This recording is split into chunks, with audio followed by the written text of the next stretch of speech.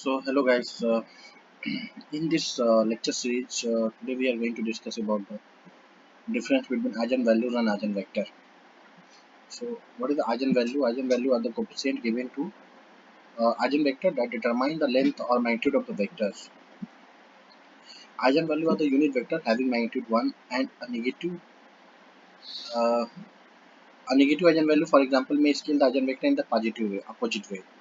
Eigenvectors are unit vectors, meaning their length or magnitude is same as 1.0. They are also known as right vectors, which simply means column vectors, as opposed to a row vector or a left vector. A right vector is a vector in the traditional sense. What are the different components of an expert system? An expert system is a computer program that simulates the judgment and behavior of a human or an organization with expert knowledge and expertise in a particular field using artificial intelligence technology. The expert system belongs to an important domain of artificial intelligence, which is used to solve complex problems using extraordinary human intelligence and expertise. The difference between components used to build an expert system are knowledge base. It is a storage area that contains specific high quality knowledge. Inference engine. The inference engine uses and manipulates the knowledge from the knowledge base. The user interface, it provides the interaction between the expert system and the user. What are the some difference between the classification and regression? Regression and classification are both supervised learning algorithms. Both works on labeled data and are used to predict in machine learning. The difference, however, arises from the manner in which they are used. Classification and regression. In classification, a computer is trained against a training data set. Upon training, the algorithm categorizes the data into various classes. Regression is the process of finding correlation between dependent variable. It is used to predict the continuous variable. In regression,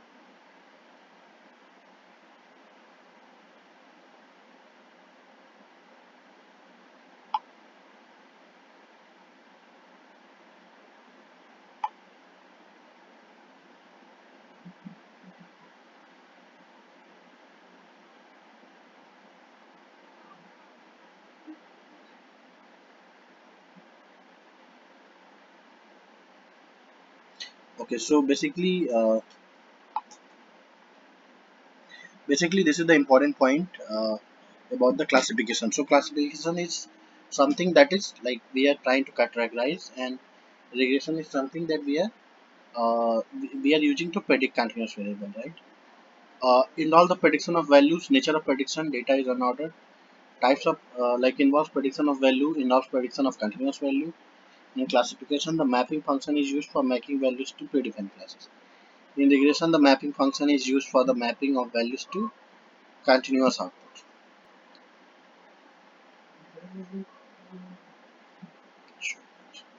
Types of regression algorithm and types of classification algorithm. Simple linear regression, multiple linear regression, support vector regression, k nearest neighbor KNN. Basically, that is classification, that is supervised machine learning. Naive bias, that is a label used for label data, and so we have to classify support vector machine, that is also classified. And regression is what like a support vector regression, multiple regression. These are the important questions. What is the artificial intelligence? This is the most important question. Neural networks convert similar layers to be so, feed forward and feed forward neural network, and then we have like a number of like layers we have, like which inputs the signals and phase, and like we are like able to get and we are able to thought from with the some training data before being used to solve a explain. Let's learn more about the etc now. ANN, the feed forward neural network, convolution neural network, recurrent neural network, and autoencoders. CNN is also there. What is the rational agent? What is rationality? A rational agent is a personal entity based on realistic model that has preference for advantage outcomes and will try to achieve them in all scenarios. A rational agent is one who has defined preference, method, uncertainty, and act in such a way that its performance measure is maximized using all available actions. Proper things are stated to be done by a reasonable agent. AI is concerned with the development of rational agent for application in game theory and decision theory. In the real world context, the rational action is the most crucial for an AI agent. Because in AI reinforcement learning algorithm, an agent receives a positive reward for its best feasible action and negative feedback for the incorrect action. Rationality is the ability to remain just as a possible scenario. Okay. Okay. Success criteria is defined by the performance matrix. Agent has clear knowledge of its surrounding. The most effective activity that an agent can take. Order is in which precept appears. What is the game theory? Game theory is a branch of AI that attempts to define a strategy game with predefined rule and outcomes between two players of equal asymmetry.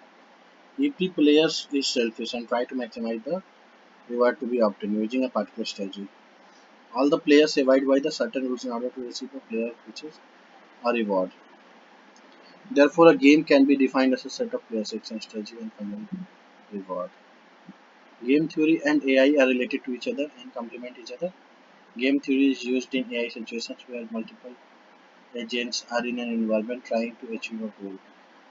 Various games are logical and have a set of pre-decided rules like chess, poker, etc., which can be made available digitally with the help of artificial intelligence and game theory. Self-forecasting, get customer insight, personal customer experience, marketing, customer support, dynamic pricing. What is a dynamic pricing? It's a pricing strategy based on the factors such as demand and supply. AI can be used to monitor cookies, search history, and the other activities to offer real-time pricing. The most common example of AI offering dynamic pricing is the ride-sharing apps, where the price rises when the demand for the cabs is high.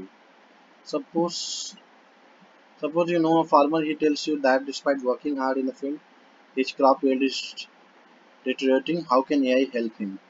AI can assist farmer in the following ways. Using AI for instance, okay, for chemicals one we can use it, right? Using AI-based robot for farm harvesting.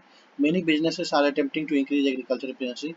Autonomous strawberry picking machine one and vacuum system that can harvest mature apples from tree are example of products. Sensor fusion, machine vision, and artificial intelligence models are used by this device to locate harvestable produce and assist in picking picking the proper crops, predicting the best time to snow.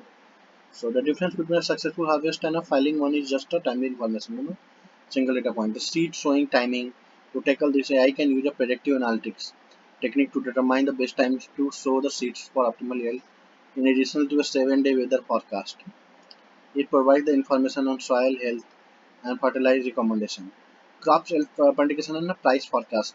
The major concern for many farmers is the unpredictability of crop price.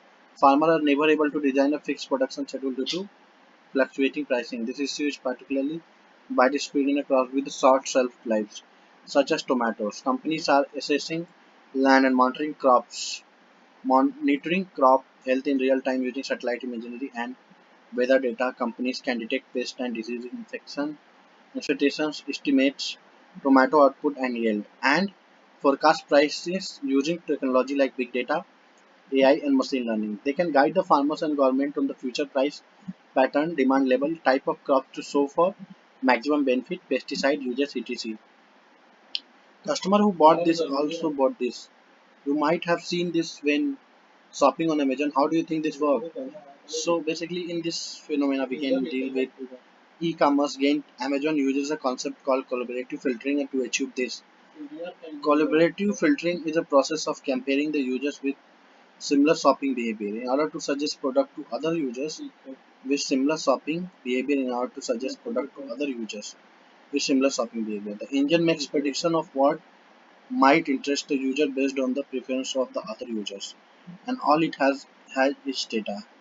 The data it contains include user browsing history, recently ordered products, wish listed product etc. For example, a sales record shows that a certain number of people who buy a phone also buy the tempered glass along with them. So if next time a user buys a smartphone, he will receive a recommendation to buy a tempered glass as well. So like we can get what is the chatbot? How can they help to deliver the best customer support to the customer? A chatbot is a computer program that simulates the program and process human conversation. They can interact with us just like any other real person. Chatbot can be a basic program that answers a query in a single line, or can be spontaneous that can learn and evolve to attain an increasing level of personalization as they gather and process information. Chatbots have now developed to a level where they can chat with a person without giving the impression that they are taking to a robot. They can work continuously 24 by 7 even when the customer support executive of organization are not around.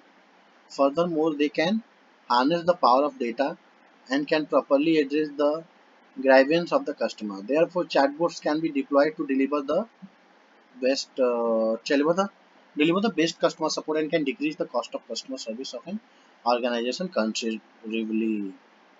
Suppose you have to explain to a beginner how a face detection system works. How would you do that? So basically, face recognition is a technology capable of recognizing a person based on his face.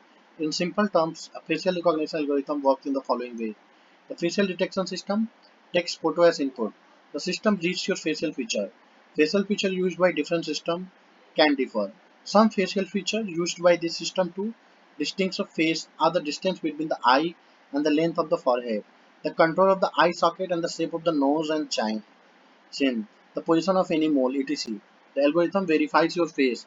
It encodes your face into a signature, a vector of information in the form of numbers.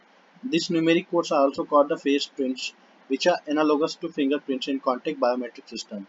Each code distinguishes the individual from the rest of the training dataset. During the face detection procedure, the feature vector is then utilized to look across the whole database of involved people. The system then compares the signature with the database of stored images looking for a potential match. The database contains all the information on the users who have signed up. If the software finds a match for an exact feature in the database, it display all the information about it. Like if you will get that. Conclusion: artificial intelligence is the new trending guy in a town with a bright future. AI influences many spheres of our lives and will continue to drive change in the computing world. I sincerely hope that this article answered the question you were looking for. Chatbots have now developed to a level where they can chat with a person without giving the impression that they are taking to a robot. They can work continuously 24 by 7 even when the customer supports executive organization are not around. Furthermore, they can harness the power of data. Okay, so these are the points that we need to believe. Okay, okay. What is the difference between eigenvalue and eigenvector? Okay, eigenvalues are the coefficient given the eigenvector. So these are the questions. Please let me know. Friend. All the best, guys.